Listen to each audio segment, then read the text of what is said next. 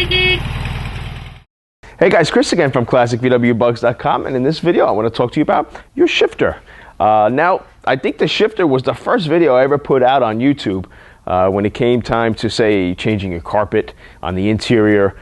If your car was shifting okay and you wanted to change the carpet on your Bug, last thing I wanted you to do is actually take your shifter off and then put the carpet down and then put the shifter back down, because many times I'm getting emails constantly on this is when they do that, when people are doing that, they're getting a grinding problem or a shifting problem when it comes time to finally drive their car. So basically what's happening is you're taking the carpet out, you're taking the shifter out, and then when you're putting the shifter back down, you're not lining it up back to its default position, what it used to be at, and you're just getting a sloppy mess in there. So in this video, I want to talk to you about how to correct your grinding issue if you are having a grinding problem, or if you're having a very sloppy shifter. There could be, several reasons for that, and you can correct them, based off of, right on the tunnel there. If you're having other problems such as popping out of gear, things like that, that's probably a little more extensive. That might be more tranny issues, synchro issues, that sort of thing. But when it comes to sloppiness, when it comes to grinding issues, you can probably correct that just based off of the shifter bolted down on the tunnel. So I'm going to show you a couple tips on how to correct that. Okay, so here we have your shifter. Now, basically, say you took your shifter out and you want to bolt it right back down on your chassis.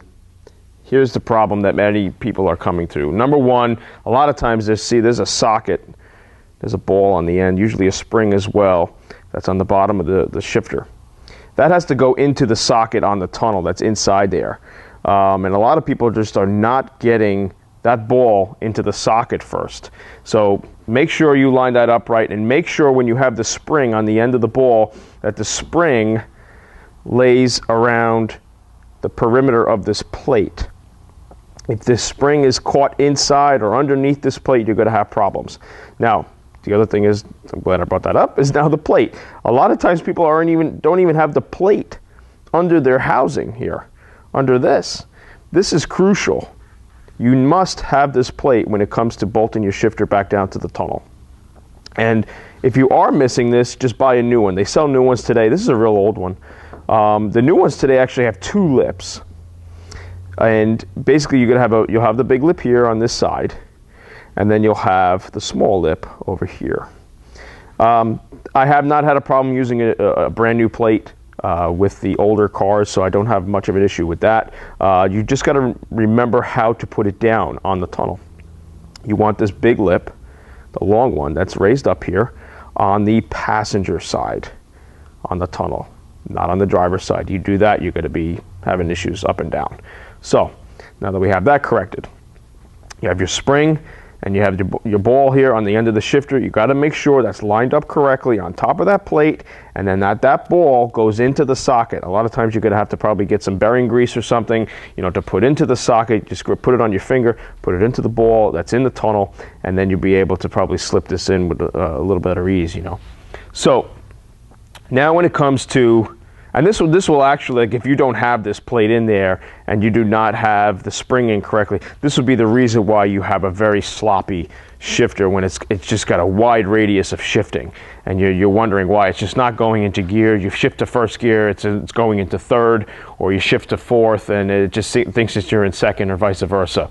So you got to really make sure you have these components. Now we're going to bolt our shifter down now. If you're having grinding problems, say from third to second, which is a very common problem, what I normally do is I try to just center it as best I can to its default position. I have the best results when the housing is centered on the tunnel, because as you can see here on this plate, these are elongated holes. They're slotted kind of. So there's an adjustment here. Okay, this plate is going to be able to move up and down on that tunnel. So here is your shifting adjustment. Okay, so you put the housing down, okay, bolt it down loose. I mean, not too loose, but you want it snug, so you're still able to move this. And what you're going to be able to do is when you shift, you're going to be able to see and feel actually that the plate will be moving underneath, okay? So say you have a grinding issue into second. What I like to do is, shift the car to second, okay, then snug up and tighten up the bolts. Okay, start your car, put it, go for a drive, and see if that rectifies the problem. And what I normally do is I'll take my ratchet with me and my 13mm socket on an extension, so if I'm out on the road and I'm still having grinding issues, I'll just pull off on the side of the road, loosen this up again, and then maybe try the opposite direction. So say if you were trying to get the grinding issue out of second, but you were still having the issue, you might have to try it then up the opposite direction onto third, then tighten the bolts down again and go for a drive again. A lot of times it's just process of elimination. It's just trying to narrow down where the issue is. Okay, but for the most part, that's how I pretty much rectify the grinding issue when it comes to shifting. But like I said again, I try to just go back to like a center default detent position. I'm not up too high or too low with the plate on the holes on the tunnel. You'll see when you can line this up. It's pretty much like right in the center. And a lot of times I can even see where the washers or where the bolt, went down on this plate, and you can see like where it made markings. It's kind of centered, for the most part. So, if you're too far up, too far down, that could be the issue while you're grinding. So that's that's a good way to get rid of that issue. If you're still having problems, if you're popping out of gear or it's still very sloppy and it does not want to be able to find the gears or something, you might have more of an extensive issue there. You might want to then take off the inspection plate underneath the back seat on the tunnel to look at the coupler there.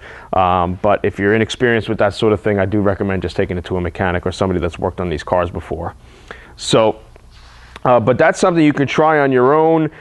It's really not going to harm much, and it's pretty straightforward, pretty simple. Just like I said, loosen the bolts, okay, shift it into gear, tighten it down, and then you should be ready to go. So if you have any questions, email me, chris@classicvwbugs.com, or visit my website, www.classicvwbugs.com. Thanks.